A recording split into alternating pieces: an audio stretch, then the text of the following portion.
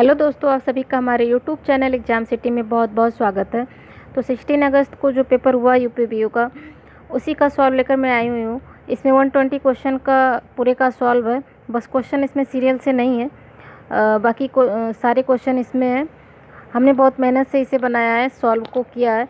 फिर भी अगर आपको कुछ एरर लगता है तो आप कमेंट बॉक्स में करके बता सकते हैं। और यह अपने क्वेश्चन में किसी में आपको डाउट लग रहा है तो आप उससे भी शेयर कर सकते हैं कमेंट बॉक्स में, और उसका सॉल्यूशन पा सकते हैं। तो चलिए देखते हैं, स्टार्ट करते हैं। उत्तरी भारतीय शास्त्रीय संगीत का बाइबल ग्रंथ संबंधित है, तो ये नाट्य शास्त्र से संबंधित है। नाट्य शास्त्र जो ये बाइबल ग्रंथ कहा जाता है उत्तरी भारतीयों के लिए, और इसकी जो रचयिता है वो भरत मुनि है। नेक्स्ट हम देखते हैं कि अनटचेबिलिटी जो है ये संरचनात्मक हिंसा का सबसे खराब स्वरूप है। कारण है कि अस्पृश्यता के चलन का आधार धार्मिक स्वीकृति है। तो जो कथन है ये ए सही है, ए सही है, परंतु आर गलत भी हो सकता है, क्योंकि इसमें जो एक ही धर्म के अंदर भी हम देखते हैं अनटचेबिलिटी जो प्रैक्टिस में है। जैसे हिंदू है तो उसमें भी जो कास्ट अलग अलग हैं तो उनमें भी अनटचेबिलिटी है। तो मतलब एक सेम धर्म में भी अनटचेबिलिटी है। तो धर्म तो नहीं कह सकते, कास्ट, हाँ कास्ट अगर होता है यहाँ की कास्ट की प्रैक्टिस की वजह से तो वो सही ज़्यादा होता। तो चलिए हम नेक्स्ट देखते हैं 17 क्वेश्चन। कथन है कि ग्रामीण जनसंख्या खुले में शौच करना अपने स्वास्थ्य के लिए खतरा नहीं मानती है। कारण है कि पवित्रता और अपवित्रता से जुड़े सामाजिक सांस्कृतिक मानदंडों ने लोगों को घर में शौचालय निर्माण के लिए रोक रखा है। तो इसमें कथन और कारण दोनों सही है और सही व्याख्या भी कर रहा है। क्वेश्चन नंबर 18 देखते हैं। इनमें से कौन सा कोलकाता के उन 4 नवीनीकृत विरासत भवनों में शामिल नहीं है जिसे जनवरी 2020 में राष्ट्र को समर्पित किया गया? तो इसका जो सही आंसर होगा वो रायट्स बिल्डिंग होगा, ऑप्शन नंबर डी। 19 देखते हैं। WHO के अनुसार 2020 में निम्नलिखित में से कौन सा देश विश्व में खसरे के सबसे अधिक प्रकोप से प्रभावित था? तो ये कांगो लोकतांत्रिक गणराज्य है जो खसरे से सबसे ज़्यादा।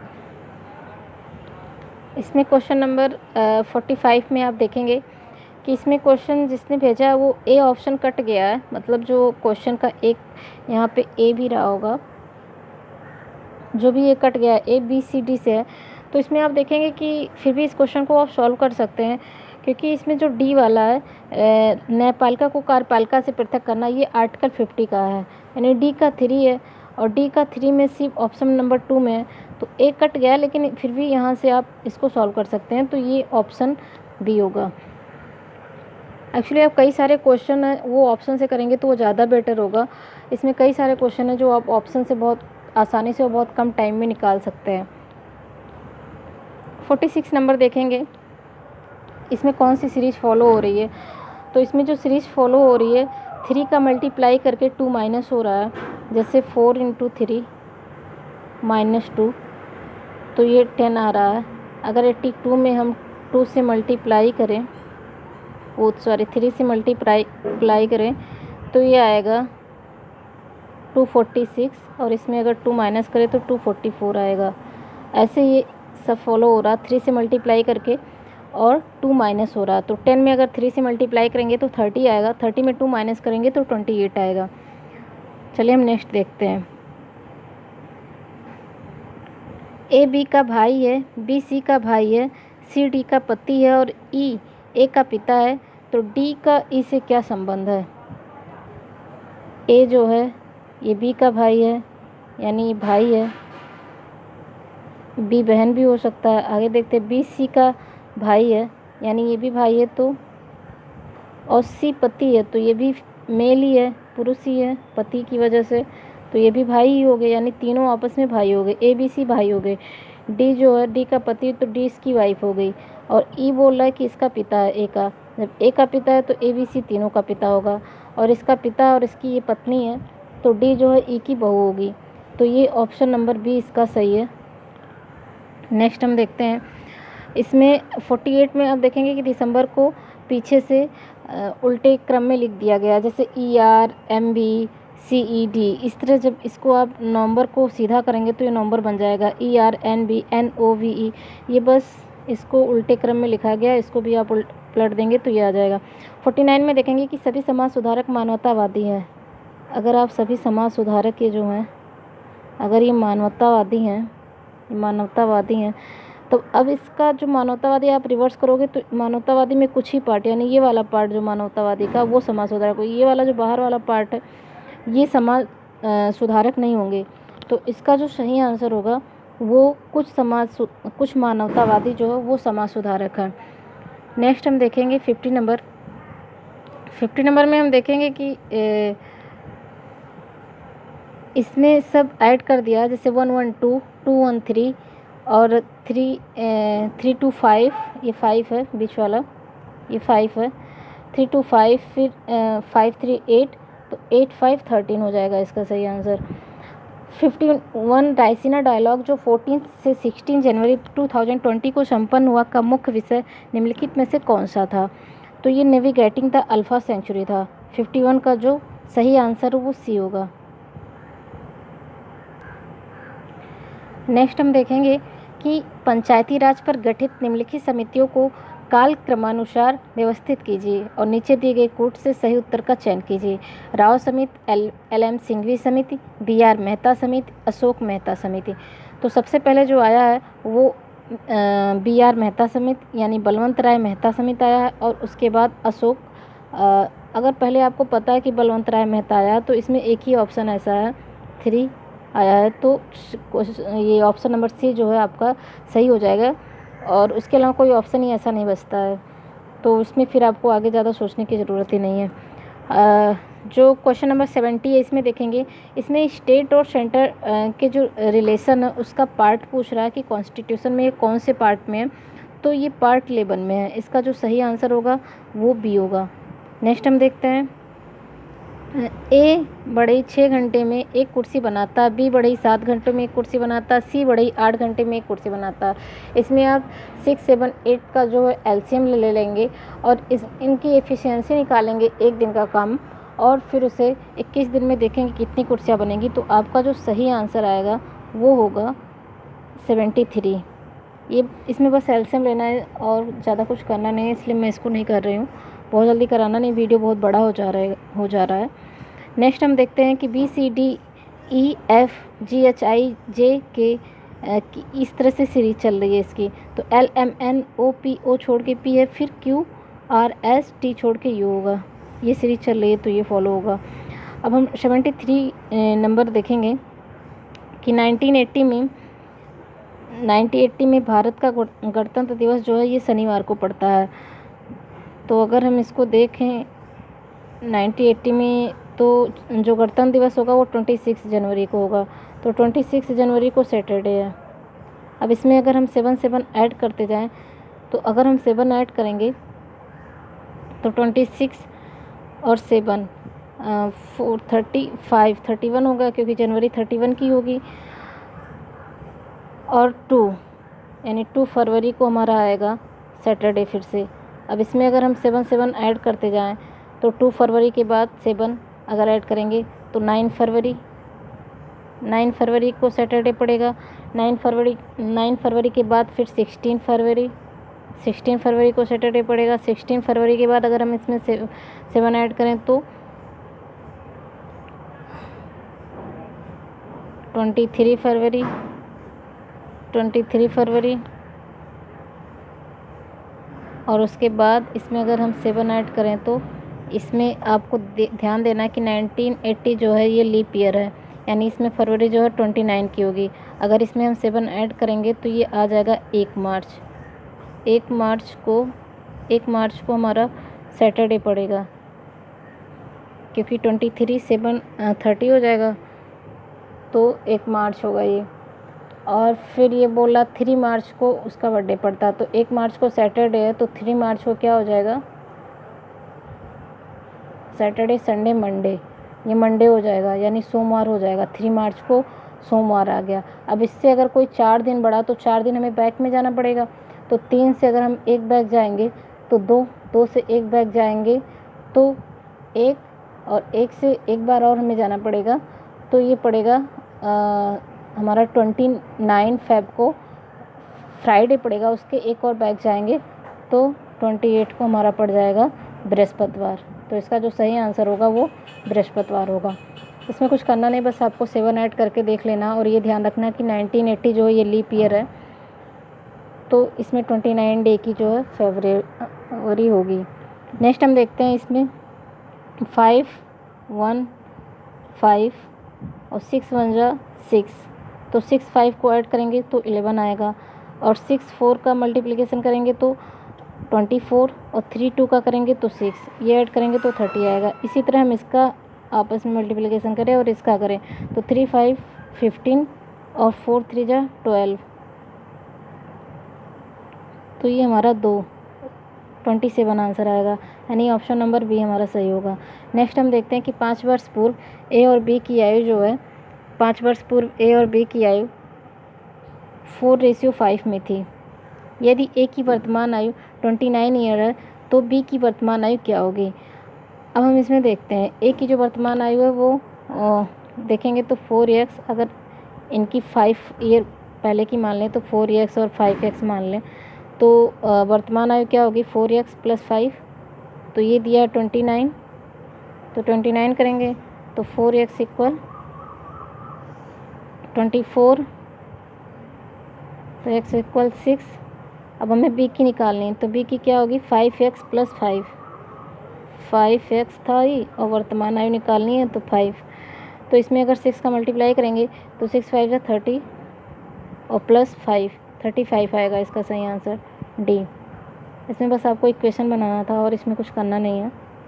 नेक्स्ट हम देखेंगे कि एक वृत्त की जो 2 जीवाएँ हैं, एक वृत्त की 2 जीवाएँ ABCD है। इस तरह से इसकी जो 2 जीवाएँ हैं ABCD, ये P पर कट कर रही हैं। ये बोल रहा है ये वाला एंगल जो हमारा ये PAC जो है 50 है, तो ये एंगल पूछ रहा है।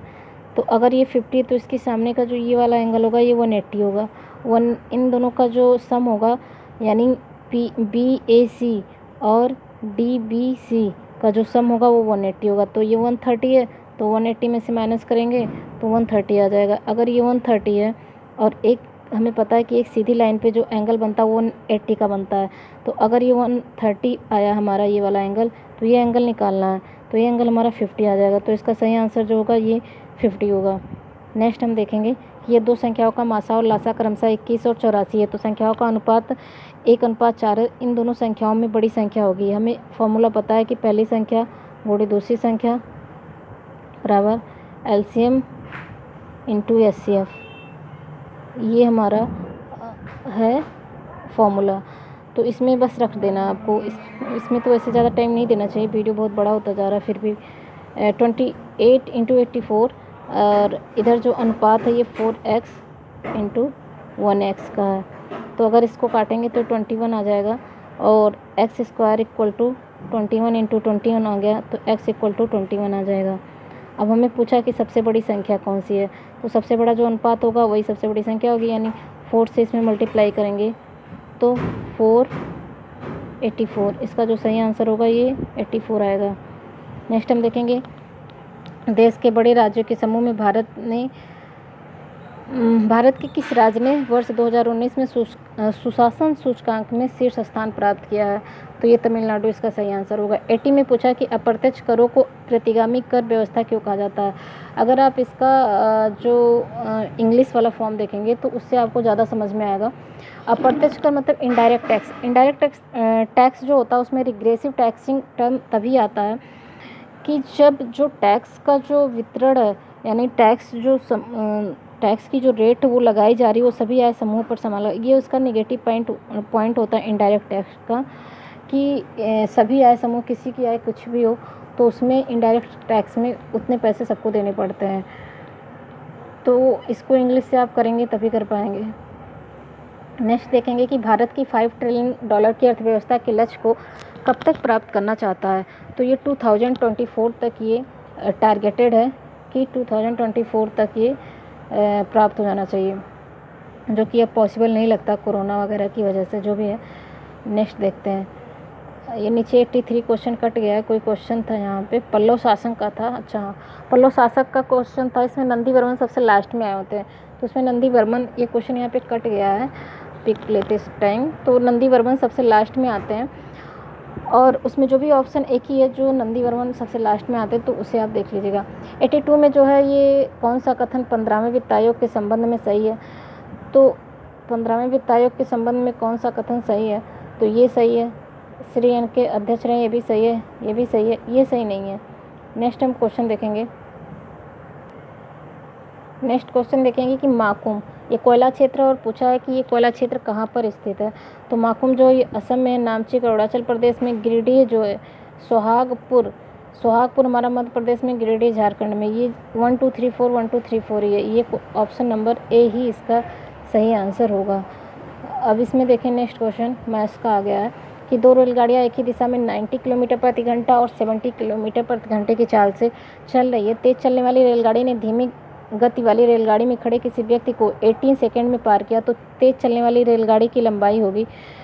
तो इसमें आप देखेंगे कि इसमें रिलेटिव स्पीड से निकालते हैं। सबको पता है कि चाल बराबर जो फार्मूला होता है, चाल बराबर दूरी बटे समय, ये फार्मूला है इसमें। तो चाल बराबर दूरी बटे समय, हमें रेलगाड़ी की लंबाई निकालनी है, यानी रेलगाड़ी की लंबाई दूरी निकालनी है। तो चाल और समय हमें दिया, चाल बटे समय, लेकिन चाल इसमें दो दिया हुआ, 90 किलोमीटर पर आवर और 70 किलोमीटर पर आवर। तो इसमें से हम क्या लेंगे, क्योंकि रेलगाड़ी एक ही दिशा में चल रही होती है, तो ये रूल होता है कि जब रेलगाड़ी एक ही दिशा में चल रही है तो जो रिलेटिव स्पीड आएगा वो दोनों को माइनस करके आएगा। तो 90 माइनस 70 जो है वो 20 आएगा। तो ये 20 पर ये किलोमीटर पर आवर में है। इसको घंटे इसको मीटर पर सेकंड में चेंज करने के लिए 5/18 से मल्टीप्लाई करेंगे। आप अपने तरह से भी कर सकते हैं, पर ये शॉर्ट है कि किसी भी नंबर को किलोमीटर पर आवर से मीटर पर सेकंड में चेंज करने के लिए 5/18 से गुणा करते हैं। तो ये 20 को 5/18 से गुणा किए, प्लस बराबर दूरी बटे समय हो गया। और अब हम देखेंगे समय को अगर हम इधर ले आएँ, समय को अगर हम यहाँ ले जाएँ, तो ये 18, इसी में 18 से भी मल्टीप्लाई कर देते हैं। ये हमारा आ गया दूरी, ये हमारा दूरी आ गया। तो 18 कट गया, तो 20 × 5 = 100 आएगा। तो इसका जो सही आंसर होगा वो 100 होगा। किसी वस्तु की विक्रय मूल्य के 3/4 पर बेचने पर विक्रेता को 10% की हानि होती है। यदि उसे विक्री मूल्य पर बेचना हो तो लाभ हानि का क्या प्रतिशत होगा। इसमें अगर आप ऑप्शन से भी करना चाहें जल्दी से तो कर सकते हैं, क्योंकि अगर कोई चीज़ 100 में ख़रीदी गई है और 3/4 पर बेची जा रही है, 10% की हानि हो रही है। और लेकिन अगर उसे 100 में बेची जा रही है तो कॉमन सी बात है कि उसे हानि तो होगी नहीं, क्योंकि 10% की हानि हो रही है जब वो 3/4 पे बेच रहा है। लेकिन अगर वो पूरे पे बेचेगा तो उसे लाभ होगा। तो अगर आप इसको कॉमन सेंस से करना चाहें तो ये 20% लाभ होगा, क्योंकि 120% लाभ होगा नहीं उतना ज़्यादा, तो आप इसमें थोड़ा टाइम बचा सकते थे। और यदि हाँ, ये क्वेश्चन है कि यदि मूलधन पर 5% प्रति वर्ष की दर पर दूसरे वर्ष में 420 चक्रवृद्धि ब्याज मिलता है तो मूलधन कितना होगा। इसमें आपको ये ध्यान देने की बात है कि जो ये ब्याज दिया हुआ ये दूसरे वर्ष का दिया हुआ, ये टोटल ब्याज नहीं दिया हुआ कि दोनों वर्ष का ब्याज नहीं दिया हुआ। इसमें सिर्फ ये बोला है कि दूसरे वर्ष का ब्याज जो है 420 है। तो इसमें हम देखेंगे कि जो रेट है ये 5% है। 5% इक्वल क्या होता है 1/20। अब अगर हम मान लें कि कुछ मूलधन अपने से मान लेते हैं, यूनिट जिसको बोलते हैं उसको मान लेते हैं, जैसे 20 है। अब 20 का 2% के हम कैलकुलेशन ईजी करने के लिए आप और भी कुछ चीज़ें मान सकते हैं, पर हम कैलकुलेशन ईजी करने के लिए जितना ईयर दिया होता है, जैसे इसमें 2 साल दिया, और जो हम रेट का जो फ्रैक्शन निकालते हैं, जैसे 5% का 1/20 निकालें, तो इसमें जो नीचे है, नीचे की डिजिट होती है, उसमें उस टाइम का पावर करके हम उतना मूलधन मानते हैं, जिससे हमारा थोड़ा कैलकुलेशन ईजी होता है और कोई बात नहीं होती इससे। आप और भी कुछ मान सकते हैं। तो अगर हम 20 की पावर 2 करेंगे, जितना वर्ष दिया हुआ और रेट का नीचे यानी 20, तो ये 400 आएगा। ये मान लिया हमने 400 मूलधन ले लिया है। इसमें बोल रहा है कि 5% की दर से 2 वर्ष इसमें लगेगा। तो अगर हम पहले वर्ष का निकालेंगे तो 5% मतलब 1/20, तो 1/20 के हिसाब से इसमें मिलेगा आपको 20। और सेकेंड वर्ष में आपको मिलेगा, सेकेंड वर्ष भी तो रेट यही है, तो 1/20 के हिसाब से इसमें 20 मिलेगा। लेकिन सेकेंड वर्ष में जो चक्रवृद्धि ब्याज होता है, आपको पता होगा कि उसमें जो पहले वर्ष पे जो चक्रवृद्धि जो हमें इंटरेस्ट मिला होता है, उस पर भी भी सेकंड वर्ड्स में मिलता है। तो अगर इसमें आप 1/20, क्योंकि इस रेट तो वही है, तो 5% के बेस पर 120 का अगर करेंगे तो ये 1 आएगा। अब जो ये हमारा आया यानी पहले साल का दूसरे साल का ये दोनों, तो ये हमारा टोटल CI आ गया, यानी टोटल चक्रवृद्धि ब्याज आ गया। लेकिन इसमें हमसे कह रहा है यानी पहले साल का इसमें शामिल है और दूसरे साल का, लेकिन हमें इसमें बोल रहा है कि सिर्फ दूसरे साल का 420 दिया, क्योंकि हमें इसी 420 से ही हम निकाल पाएंगे। बाकी अभी तो हम ये सब यूनिट माने हुए, ये तो क्वेश्चन में दिया नहीं हुआ है। तो हम देखेंगे कि सेकेंड ईयर का जो 20+1 है, ये 21 यूनिट जो है ये हमारा इक्वल हो जाएगा 420 के, क्योंकि क्वेश्चन में दिया है कि दूसरे साल का जो चक्रवृद्धि ब्याज है वो 420 है। अब हम देखेंगे कि जब 21 हमारा 420 के इक्वल हो गया तो हमें मूलधन निकालना। मूलधन हमने 400 माना था, तो 400 कितने के बराबर होगा, क्योंकि ये तो हमने यूनिट माना है। तो अब हम यहाँ देखेंगे कि 420/21 गुणे 400, तो ये 2 से कट गया 20, और अगर 20 का 400 में मल्टीप्लाई करेंगे तो 8000 आएगा। तो इसका जो सही आंसर होगा वो डी होगा। आप समझ गए ना ये सब कि 20+1 ये सेकेंड ईयर का जो CI था, ये क्वेश्चन में 420 के बराबर है। मैं थोड़ा सा आपको और करके दिखा सकती हूँ कि जो 21 आया था ये तो आप समझ चुके थे, आप वीडियो बैक करके देख सकते हैं। 21 जो आया था ये 420 के आया था। हमने जो P माना था कैलकुलेशन इजी करने के लिए वो 400, जब 21 420 के बराबर, तो 1 किसके बराबर होगा, 420/21। तो 400 जो अब हमें 400 निकालना, क्योंकि 400 मूलधन तो हमने माना हुआ था। तो 420/21 × 400। अब अगर हम इसको काटना चाहें तो 21 से इसको काटेंगे तो 20 आएगा। 20 से जब इसमें मल्टीप्लाई करेंगे तो 8000 आएगा। आई थिंक अब आप लोग समझ गए होंगे। फिर भी अगर आपको समझ नहीं आता तो आप कमेंट में हमें बताएं, मैं फिर से इसको समझाने की कोशिश करूँगी किसी वीडियो में। 114 नेक्स्ट क्वेश्चन देखते हैं कि 2019-20 के लिए केंद्र सरकार ने राजकोषीय घाटे को कितने % तक सीमित रखने का लक्ष्य रखा है। इसे आई थिंक 3.3% रखा है, क्योंकि GDP का जो 2020-21 के लिए आया वो 3.5% आया है। फिर भी इसमें थोड़ा डाउट है, तो मेरे अकॉर्डिंग तो GDP का ये 3.3% होना चाहिए, क्योंकि 2020-21 का जो है 3.5%। नेक्स्ट क्वेश्चन हम देखते हैं कि किन दो शासकों के मध्य 17 मई 1540 में कन्नौज के पास युद्ध हुआ, शेरशाह और हुमायूं। अब मैं थोड़ा जल्दी क्वेश्चन को करने की कोशिश करती हूँ, जिससे वीडियो ज़्यादा बड़ा ना हो पाए। क्वेश्चन नंबर 2 देखेंगे कि इसमें से 1922 में जो असहयोग आंदोलन को वापस ले लिया गया था, ये किस कारण से महात्मा गांधी ने किया था। तो ये चौरी चौरा में हिंसा हो गई थी, इस वजह से इन्होंने असहयोग आंदोलन को वापस ले लिया था। गदर पार्टी में निम्नलिखित में से कौन से संबंधित नहीं है, तो ये शायद खुदीराम बोस संबंधित नहीं है, पर ये 100% तो नहीं मैंने चेक किया है, लेकिन ये खुदीराम बोस आई थिंक नहीं है। इसे आप लोग कमेंट बॉक्स में करके बताइए कि आप लोगों ने क्या क्या टिक किया हुआ 3 में। क्वेश्चन नंबर 4 में हम देखेंगे कि कौन सा सुमेलित नहीं है। तो नील विद्रोह 1859 से 1860 ये सही है। जयंतिया विद्रोह 1860 से 1863 ये भी सही है। कुकी विद्रोह सही नहीं है, क्योंकि ये 1840 के नियर अबाउट हुआ था आई थिंक, ये सही नहीं है। कुका विद्रोह तो सही है। क्वेश्चन नंबर 5, निम्नलिखित नेताओं में किसने कहा कि मैं तो एक भारतीय नगाड़ा हूँ जिसका कार्य सोते हुए को जगाना है ताकि वे अपनी मातृभूमि के लिए जागे और कार्यरत हो सकें। मैं एक भारतीय नगाड़ा हूँ, ये आई थिंक बाल गंगाधर तिलक ने कहा है, लेकिन अभी मैं इस पर फुल श्योरिटी नहीं दे सकती हूँ। इन दो क्वेश्चन का आंसर एक ये और एक ये, इसको आप कमेंट बॉक्स में मुझे करके बताएं कि आप लोग क्या क्या करके आए हैं, फिर मैं वहाँ पे एक आंसर अपलोड करूँगी। नेक्स्ट हम देखेंगे निम्नलिखित में से कौन सा पोषक तत्व दलहनी फसलों में गांठ गठन के लिए आवश्यक है। तो ये नाइट्रोजन है। इसका जो सही आंसर है वो नाइट्रोजन है, क्योंकि लेग्यूमिनेसी कुल में जो नाइट्रोजन वो फिक्सेशन का काम करता है। तो आप देखेंगे क्वेश्चन नंबर 7 में क्या सही है।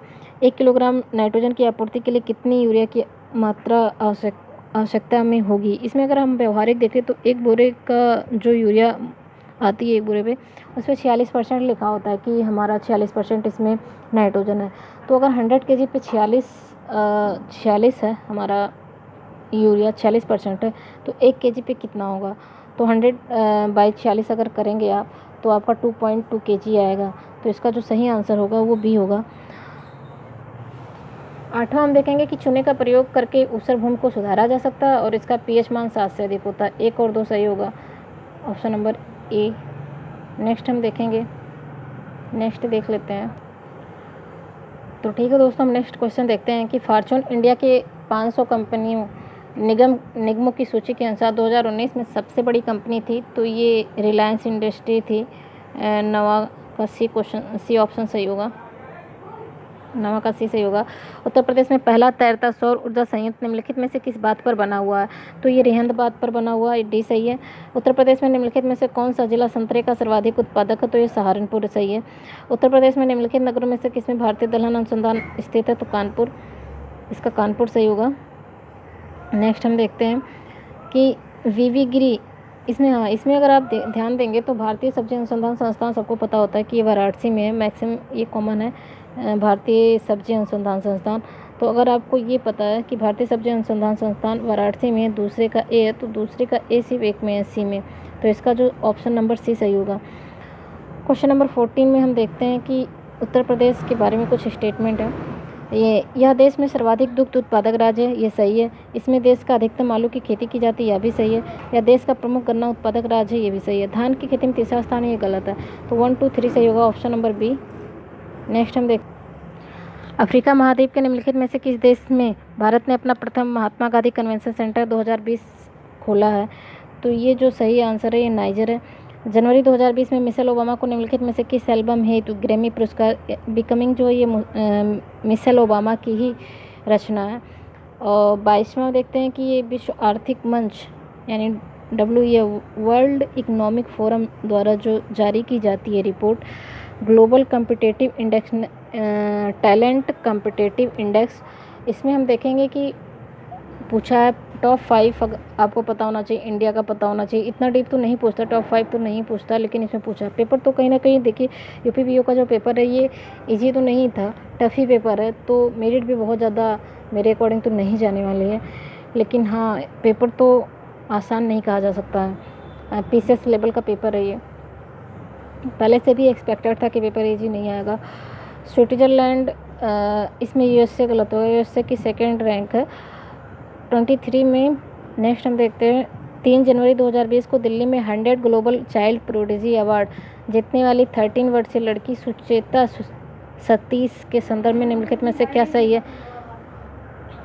37 में से क्या सही है, तो वह दुबई में रहती है और वह 120 भाषाओं में गाना गा सकती है, तो ये दोनों ही स्टेटमेंट सही है, ये दोनों ही स्टेटमेंट सही है, 1 और 2 दोनों सही है।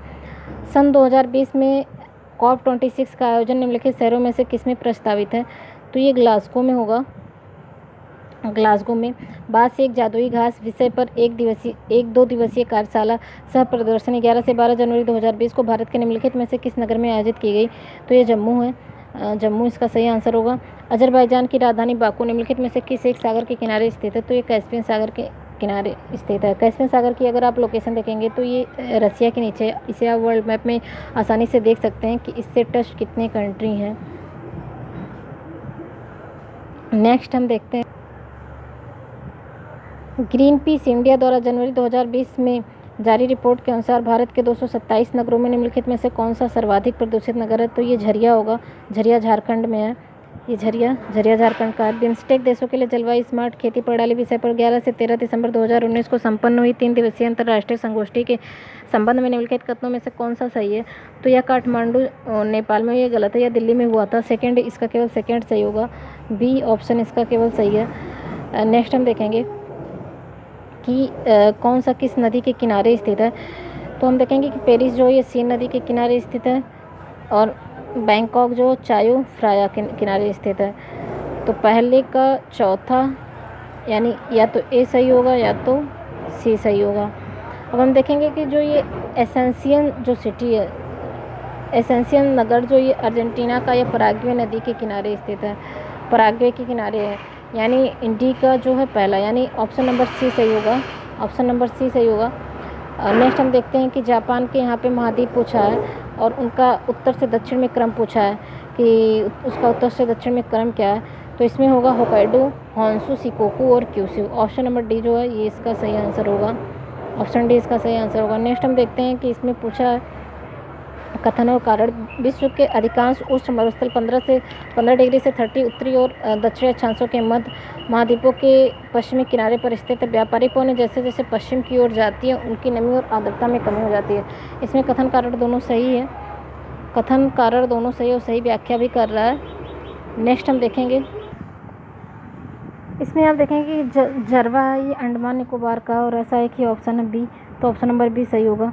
भारत में नगरीकरण के संबंध में निम्नलिखित कथनों में कौन सा सही है, तो इसमें केवल 2 सही है। 10 लाख से अधिक जनसंख्या वाले 53 संकुल हैं। 60 में देखेंगे कि नोकरेक जो है मेघालय का, मानस असम का है, तो बी का पहला एक ही में। अगर आपको मानस तो इतना फेमस है, सबको पता होना ही चाहिए। अगर आपको मानस भी पता तब भी आप इसे टिक कर सकते थे। 61 में देखेंगे कि भारत के निम्नलिखित राज्यों में से कौन सा जनसंख्या की दृष्टि से द्वितीय और क्षेत्रफल की दृष्टि से तृतीय, तो महाराष्ट्र। क्षेत्रफल की दृष्टि से जो प्रथम और राजस्थान, फिर मध्य प्रदेश, महाराष्ट्र, उसके बाद चौथे नंबर पर यूपी आता है। नेक्स्ट हम देखेंगे 2011 की जनगणना के अनुसार भारत के निम्नलिखित राज्यों में किसमें प्रति 100 बालिकाओं की संख्या में बालकों की संख्या सर्वाधिक है, तो इसमें आप देखेंगे इसका जो सही आंसर होगा वो हरियाणा होगा। नेक्स्ट हम देखते हैं, ये वाली स्लाइड तो हो चुकी है आई थिंक, मैं नेक्स्ट स्लाइड लेके आती हूँ। सूर्यकांत त्रिपाठी को निराला कहते हैं, रघुपत सहाय को फिराक गोरखपुरी कहते हैं, यानी पहले का तीसरा और बी का चौथा, इसका ऑप्शन नंबर सी सही होगा। 100 में है कि फास्फेटिक जैव उर्वरक राइजोबियम। राजन साजन मिश्र ध्रुपद टप्पा, ये गलत है। स्वच्छ भारत मिशन में निम्नलिखित में से कौन सा कथन सही है, तो इसमें सी 1 और 2 दोनों सही है। स्वच्छ भारत मिशन संपूर्ण समुदाय के सामूहिक व्यवहार परिवर्तन पर केंद्रित है। अधिकांश लोगों के लिए खुले में शौच करना उनके नियमित प्रातःकाल भ्रमण, फसलों की देखभाल तथा सामाजिकता का हिस्सा है। 103 में देखेंगे कि ग्रीस ने कैटरीना साकेलारोपोलू को देश के इतिहास में पहली महिला राष्ट्रपति चुना है। कैटरीना ऐसी पहली राष्ट्रपति हैं जो किसी भी दल से संबंधित नहीं है, तो इसमें जो सही ऑप्शन होगा वो सी होगा। 1 और 2 दोनों सही है इसमें। नेक्स्ट हम देखते हैं, इसमें जो लानोज प्रेरीज तो सबको पता है कि ये अमेरिका का है, तो प्रेरीज अगर अमेरिका का है तो सी का पहला सिर्फ एक ही में है, ऑप्शन नंबर ए में है आई थिंक, हाँ सी का पहला प्रेरीज एक ही में है, तो ऑप्शन नंबर ए इसका सही आंसर होगा। नेक्स्ट हम देखेंगे खिरगिज बुशमैन एनू बद्दू, ये किस में है, तो खिरगिज जो कालाहारी एक का खिरगिज जो है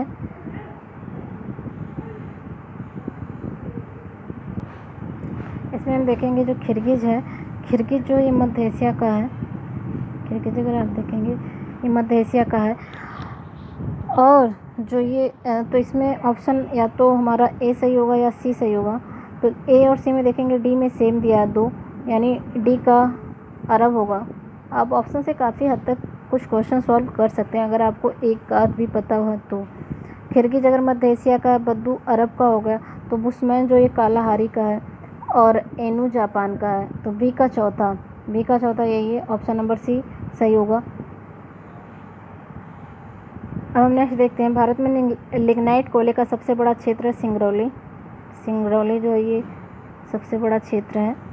नेक्स्ट हम देखते हैं कि भारत में निम्नलिखित नदियों में से कौन सी दामोदर नदी की सहायक नहीं है, तो इसमें ये बारकी नदी है, क्योंकि बराकर जो ये दामोदर की सहायक नदी है ऑलरेडी। जवाई परियोजना जो ये तमिलनाडु की नहीं है, क्योंकि जवाई परियोजना आई थिंक राजस्थान की है।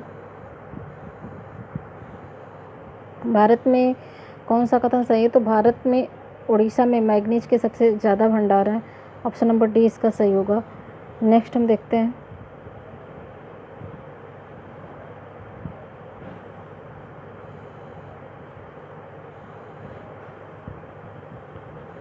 शरीर की जो सतह है उससे जो स्वेद है ना, पसीने को स्वेद बोलते हैं, इसके द्वारा जल की हानि निर्भर करती है। ए बी दोनों सही है इसमें। निम्नलिखित में से कौन सा तत्व पौधे में सूक्ष्म पोषक तत्व नहीं है, मैग्नीशियम इसका सही आंसर होगा। ये माइक्रो नहीं है, मैक्रो मैग्नीशियम। हीमोग्लोबिन के संबंध में निम्नलिखित में से कौन सा कथन सही नहीं है, या कुछ अम्लीय होता है सही नहीं है। रक्त में ग्लाइकोसिलेटेड हीमोग्लोबिन यानी HbA1c ग्लूकोज का कहीं भी ब्लड में नेम आए, तो अगर आपको नहीं भी कुछ दिमाग में काम कर रहा तो आपको समझ में आना चाहिए कि जब ग्लूकोज का लेवल ज़्यादा हो जाता है तो वहाँ पे डायबिटीज़ से रिलेटेड बातें होती है, तो इसका जो सही आंसर होगा डायबिटीज़ मेलिटस होगा, यानी मधुमेह हिंदी में कहते हैं उसको। 67 में देखेंगे कि भारतीय संविधान में निम्नलिखित में से किस कर्तव्य को मौलिक कर्तव्य के रूप में निर्धारित किया गया। तो आयकर अदा करना नहीं किया गया, तो 2 अगर आप निकाल दोगे तो ऑप्शन नंबर सिर्फ डी बचता है। 68 में देखेंगे कि भारत में मंत्रिपरिषद संयुक्त रूप से लोकसभा और राज्यसभा दोनों के प्रति उत्तरदायी। ये गलत है, क्योंकि भारत में जो मंत्रिपरिषद होती है वो संयुक्त रूप से सिर्फ लोकसभा के प्रति उत्तरदायी होती है। तो इसमें कथन गलत है और कारण सही है। नेक्स्ट हम देखेंगे, नेक्स्ट क्वेश्चन हम देखें, इसमें हम देखेंगे कि सूरजमुखी का जो तेल है एक अच्छी गुणवत्ता का खाद्य तेल है, क्योंकि जितने प्लांट ऑयल होते हैं, वेजिटेबल ऑयल जो भी होते हैं वो सारे सही होते हैं, क्योंकि उसमें जो अनसैचुरेटेड फैट पाया जाता है जो कि हमारी बॉडी को डाइजेस्ट करने में बहुत ही आसानी होती है। सैचुरेटेड फैट में जो उसमें बॉन्ड होते हैं, डबल बॉन्ड, ट्रिपल बॉन्ड, उसके अकॉर्डिंग अगर आप उसमें डीप में जाएंगे तो उसके बॉन्ड को डिजॉल्व करने में बहुत टाइम लगता है, तो बॉडी उसे जल्दी से डाइजेस्ट नहीं कर पाती। इस वजह से इसका कथन और कारण दोनों सही है और सही व्याख्या भी कर रहा है ये। भारतीय रिजर्व बैंक द्वारा 5 दिसंबर 2019 को घोषित नीति रेपो दर तथा रिवर्स रेपो दर क्रमशः थे 5.15 एवं 4.9%। ये वैसे तो ये क्वेश्चन पूछता नहीं है, पर इस टाइम ये सबसे ज़्यादा कम किया हुआ था इन्होंने। ज़्यादातर 0.25 पॉइंट बेसिस पे कम होता है, लेकिन यहाँ पे इन्होंने ज़्यादा कर दिया, इसलिए इसे पूछ लिया है। आप इसे इंग्लिश में पढ़ के देख लिया करिए। पॉलिटी के क्वेश्चन पॉलिसी रेपो रेट पूछ रहा है और रिवर्स रेपो रेट इसमें पूछ रहा है। नेक्स्ट हम देखते हैं, उपभोक्ता मूल्य सूचकांक के संबंध में कौन सा यह वस्तु एवं सेवाओं के मूल्य परिवर्तन की गणना करता है। ठीक है, यह केवल एक क्वेश्चन डी सही होगा इसका, ऑप्शन नंबर डी। 95 सॉफ्टवेयर एवं बिजनेस प्रोसेसिंग आउटसोर्सिंग उद्योगों का सबसे बड़ा केंद्र उत्तर प्रदेश में निम्नलिखित शहरों में किसमें स्थित है। तो यह नोएडा में स्थित है। और उत्तर प्रदेश के निम्नलिखित क्षेत्रों में किसमें अन्ना प्रथा उस क्षेत्र के कृषि एवं वानिकी के विकास के लिए अभिशाप है। तो ये बुंदेलखंड क्षेत्र है, क्योंकि वहाँ वो काफ़ी सूखा क्षेत्र है, वहाँ पे कृषि के लिए अभिशाप है, वहाँ खेती नहीं हो पाती है। 97 देखेंगे तो कौन सा सुमेलित नहीं है। तो ये प्रतापगढ़, क्योंकि कन्नौज में इत्र होता है। ये आप वन डिस्ट्रिक्ट वन प्रोडक्ट का अगर लिस्ट देख के गए होते तो इसमें से सारे क्वेश्चन वहीं से हैं। बुलंदशहर चीनी मिट्टी है, चित्रकूट लकड़ी के खिलौने, लेकिन प्रतापगढ़ अमृत जली, ये सही नहीं है, ये सही नहीं है इसमें। नेक्स्ट हम देखते हैं, नेक्स्ट क्वेश्चन हम देखते हैं, अगरिया, बैगा तथा भुइयां अनुसूचित जनजाति उत्तर प्रदेश के सोनभद्र जिले में पाई जाती है। नेक्स्ट हम देखेंगे, नेक्स्ट क्वेश्चन कि जो रैपिड शतरंज प्रतियोगिता जीतने वाली प्रथम भारतीय महिला ये कोनेरू हम्पी हैं। ऑप्शन नंबर इसमें ए सही होगा। और 53 में नीति आयोग द्वारा जारी सतत विकास लक्ष्य इंडिया सूचकांक 2019 के अनुसार कौन सा राज्य प्रथम स्थान पर। तो ये केरल ही है। निम्नलिखित में से किस देश में जनवरी 2020 में भारतीय नौसेना ने ऑपरेशन वनीला प्रारंभ किया। तो ये मेडागास्कर इसका सही आंसर होगा, मालदीव नहीं है।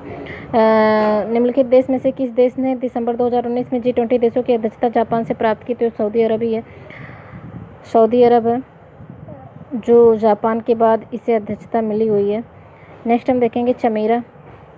इसमें देखिए चमेरा से मुझे चमेरा पता है कि ये हाइड्रो इलेक्ट्रिक पावर प्लांट है। इससे जलीय ऊर्जा, हाइड्रो मतलब हाइड्रो किसी के भी आगे एक प्रीफिक्स लगा हुआ तो जलीय होता है उसका मतलब।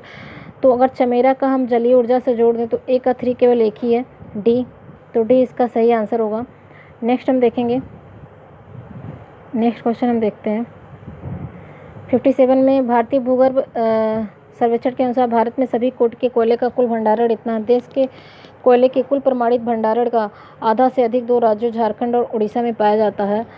इसमें देखिए कथन इसका गलत है पर कारण सही है, कारण इसमें सही है। इसको एक बार आप लोग भी चेक कर लीजिएगा। इसको मुझे कमेंट में बताइए। तीसरा क्वेश्चन हो गया जो आपको कमेंट में बताना कि आप लोग क्या करके आए हुए हैं। नेक्स्ट हम देखते हैं,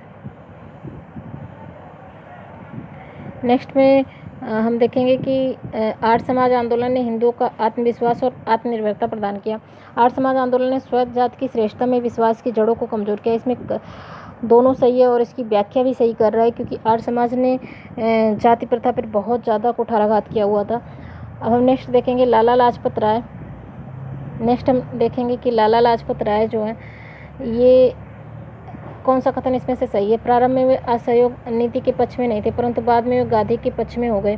स्वराज पार्टी में लाला लाजपत राय भी मौजूद थे, शामिल हुए। तो इसमें जो केवल एक सही होगा, केवल इसमें एक सही होगा। विलय का सिद्धांत जो है ये किस में है, तो आपको पता होना चाहिए कि जो सीरियल है वो इस तरह से है। सतारा, सतारा जैतपुर, सतारा जैतपुर, संभल,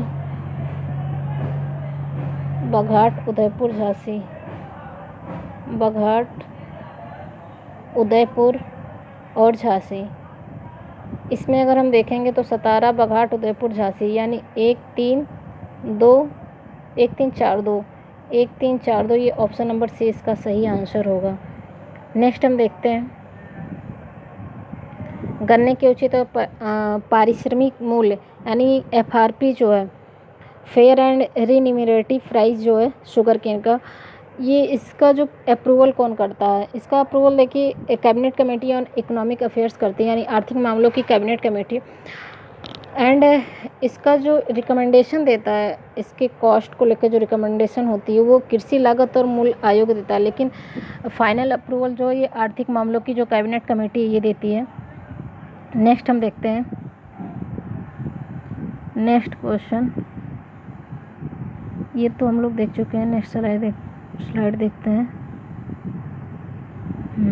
ये हमने नहीं देखा है। गुजरात निम्नलिखित में से कौन सा राज्य भारत की धारणीय विकास लक्ष्य सूचकांक 2019-20 के शीर्ष 5 राज्यों की सूची में नहीं है? तो ये इसका जो सही आंसर होगा वो गुजरात होगा, गुजरात। अब इसमें हम देखेंगे कि जो क्रेडिट एजेंसी है इसका फाउंडेशन ईयर पूछा है कि कब कब कौन सी एजेंसियाँ स्थापित की गई है। तो इसमें केयर इकरा क्रिशिल है।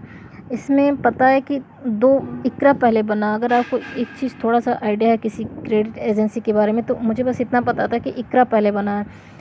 तो अगर इकरा पहले बना है और केयर बाद में, तो 2 के बाद 1 का ऑप्शन जो ऑप्शन ए में है, इसमें भी 1 पहले, इसमें भी 1 पहले, इसमें भी 1 पहले, तो इसलिए 2 1 पहले है। क्रिशिल के बारे में पता नहीं था, तो क्रिशिल इसमें और कोई ऑप्शन ऐसा है ही नहीं है जिसमें 2 के बाद 1 हो। तो इसका जो सही आंसर होगा वो ए होगा। नेक्स्ट हम देखते हैं, भारत में सार्वजनिक क्षेत्र के बैंकों का हाल ही में किए गए एकीकरण का अनेक लाभ परिलक्षित पैमाने की मितव्ययता सही है, पूंजी तक आसान पहुंच सही, व्यापक भौगोलिक क्षेत्र तक विस्तार, ये सही नहीं मुझे लग रहा। 1 2 4 सही लग रहा है, ऑप्शन नंबर सी। आप लोग भी इसे बताएं कि क्या आप लोगों ने टिक करके आया हुआ, क्योंकि जो व्यापक भौगोलिक क्षेत्र तक विस्तार, बैंकों का मर्ज तो किया गया, बैंक तो वही है, तो इसमें ऐसा कुछ नहीं कि कोई अलग से कोई जियोग्राफिकल एरियाज़ कवर किए जा रहे हैं, तो इसलिए मेरे अकॉर्डिंग तो 1 2 4 होना चाहिए। बाकी आप लोग कमेंट में बताएं इसे।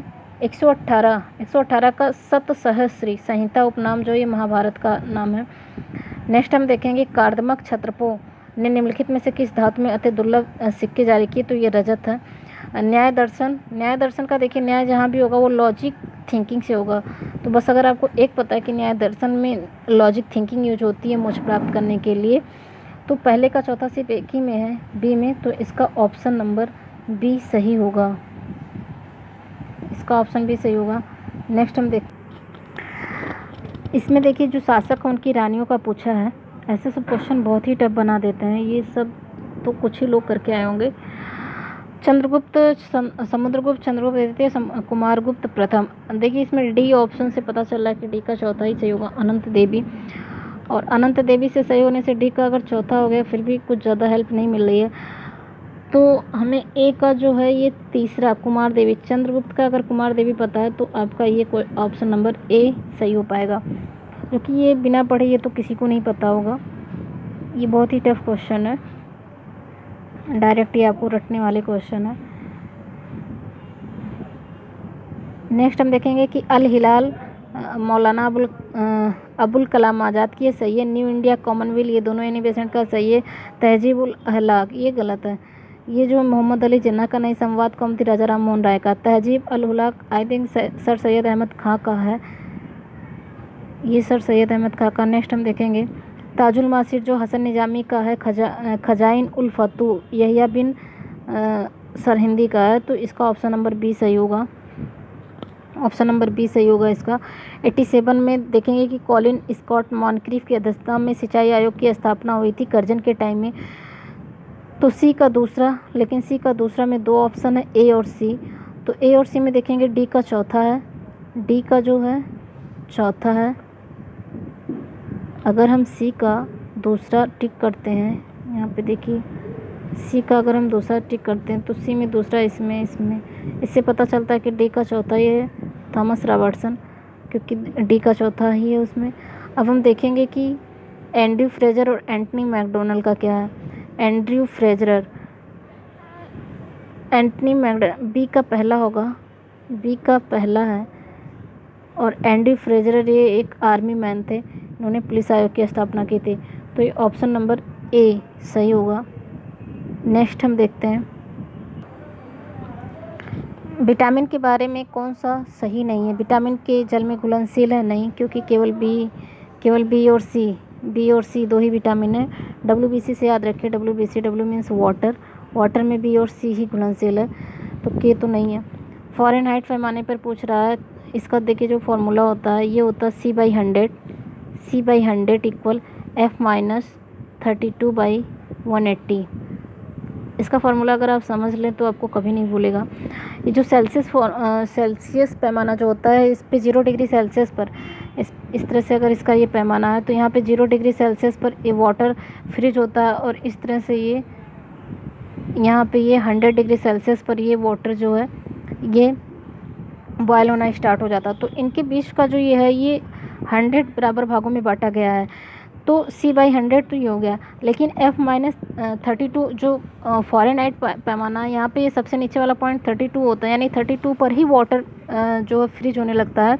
और 212 पर वाटर जो है ये बॉयल होने लगता है। तो आप इसको देखेंगे, इसके बीच की जो डिस्टेंस है ये 180 बराबर भागों में है, 180 बराबर भागों में ये डिवाइड किया जाता है। तो इस वजह से ये जो फॉर्मूले में इस तरह दिखाते हैं, इसको दोनों को इक्वल करने के लिए C/100 इक्वल F-32/180। अगर यहाँ पे F की वैल्यू आप रख दें जो दिया हुआ है क्वेश्चन में, तो आपका आंसर आ जाएगा। F इक्वल दिया था 200, 200 अगर आप रखेंगे तो आपका जो आंसर आएगा वो यही आएगा 93.3। उपाधियों का निषेध 18 में है, उपाधियों का निषेध 18 में। धार्मिक मामलों के प्रबंध की जो स्वतंत्रता है, शिक्षा का अधिकार देखिए 21A में है। डी का दूसरा बस एक में है, डी में, तो ऑप्शन डी सही हो जाएगा। सबसे सही, सबसे इजी वाले, आप जो सबसे आसान आपको लग रहे हैं आर्टिकल उसे पकड़िए, उसको देखिए, ऑप्शन में अगर मैच कर रहा है तो फिर आप आगे ज़्यादा टाइम वेस्ट करने की ज़रूरत नहीं है। भारतीय संविधान 74वें संविधान संशोधन के संबंध में निम्नलिखित में से कौन सा कथन सही है। यह संविधान में एक नई अनुसूची जोड़ने का उपबंध करता सही है, या नगर पालिकाओं की कार्यप्रणाली की पुनर्संरचना करता सही है, नगर पालिकाओं में महिलाओं के आरक्षण की उपबंध करता सही। 1, 2, 3 सही है इसका, ऑप्शन नंबर ए। नेक्स्ट हम देखेंगे भारत में निम्नलिखित में से किसे शिशु, ये क्वेश्चन अगर आप देखेंगे तो इसमें हिंदी और इंग्लिश क्वेश्चन में डिफरेंस है, इस बेस पे तो ये क्वेश्चन आई थिंक माइनस जाएगा, क्योंकि ये क्वेश्चन अगर इंग्लिश में आप पढ़ेंगे तो इस तरह से कहा गया कि शिशुओं और वयस्कों के अलावा, बिसाइड्स मीन्स के अतिरिक्त सामाजिक योजनाओं और विधि निर्माण की शक्ति है। और इसमें पूछा है किसे शिशुओं और वयस्कों के साथ साथ आर्थिक और सामाजिक योजनाओं के लिए विधि निर्माण की शक्तियाँ प्रदत्त है। तो ये क्वेश्चन मेरे हिसाब से तो गलत है, बाकी आंसर क्या आएगा तो हम देख लेंगे। भारत का जो लौह अयस्क भंडार है निम्नलिखित में से किस शैल समूह से संबंधित है, तो ये धारवाड़ से संबंधित है। और सेल्वा वनों की विशेषताएं जो है ये चौड़ी पत्ती सदाबहार, इसमें सही है, इसकी जो विशेषता है ये चौड़ी पत्ती की होती है। सामाजिक वानिकी और पर्यावरण पुनर्वास केंद्र भारत के निम्नलिखित में से किस नगर में स्थित है, तो ये प्रयागराज में स्थित है। नेक्स्ट क्वेश्चन देखेंगे कि भारत में पर्यावरण सुरक्षा अधिनियम 1986 में आया है, ये 80 नहीं होगा, 1986 में आया है, इसका ये सही है 1986। और इसमें बिहार पश्चिम बंगाल ये सही होगा। नेक्स्ट हम देखते हैं अम्ल वर्षा जो है ये आप अगर देखोगे कि ओजोन परत का छड़ड्डी सबसे छोटा, पकड़िए कि इसको तो सबको पता होगा कि ओजोन परत का जो डिफ्लेशन हो रहा है ये CFC से हो रहा है, और तो डी का जो पहला है ये 2 ऑप्शन में सही है, और ए का तीसरा है सल्फर डाइऑक्साइड। तो हीमोग्लोबिन के साथ संयोजन कौन करता है, हीमोग्लोबिन के साथ संयोजन जो है और प्रकाश रासायनिक धुंध असंतृप्त हाइड्रोकार्बन, तो सी का दूसरा होगा, यानी इसमें ऑप्शन नंबर बी सही होगा। माइकोराइजा बी सही होगा, ये बी सही होगा। 39 में माइकोराइजा एक सहजीवी संबंध है। माइकोराइजा जो सहजीवी संबंध है ये शैवाल और कवक और पौधों के मध्य, शैवाल और कवक के मध्य का जो सहजीवी होता है उसको लाइकेन बोलते हैं। कवक और पौधे जो चीड़ वगैरह के पौधे होते हैं उसमें जो ये कवक होते हैं वो सहजीवी के रूप में अपना जीवन बिताते हैं। ये पौधों को मिनरल्स और ये सब वाटर से देते हैं और पौधे इन्हें उसके बदले में पौधे इन्हें ये भोजन देते हैं। तो इस तरह से ये सहजीवी जीवन अपना व्यतीत करते हैं। नेक्स्ट क्वेश्चन हम देखते हैं।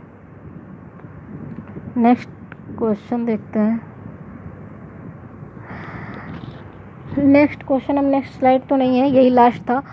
इस तरह आप देखेंगे कि हमने 120 क्वेश्चन टोटल हमने सॉल्व कराए हैं। इसमें से आप बता सकते हैं हमें कि आपको किस क्वेश्चन में क्या प्रॉब्लम है और किस में क्या लग रहा है। आप क्या करके आए, कितने क्वेश्चन करके आए, सब हमें कमेंट बॉक्स में बताइए। प्लस आप किस जगह से हैं ये भी हमें बताइए, किस डिस्ट्रिक्ट से आप रिलेट करते हैं। तो ठीक है दोस्तों, आप हमारे चैनल को ज़्यादा से ज़्यादा लाइक करिए, सब्सक्राइब करिए और वीडियो को शेयर करिए। Thank you.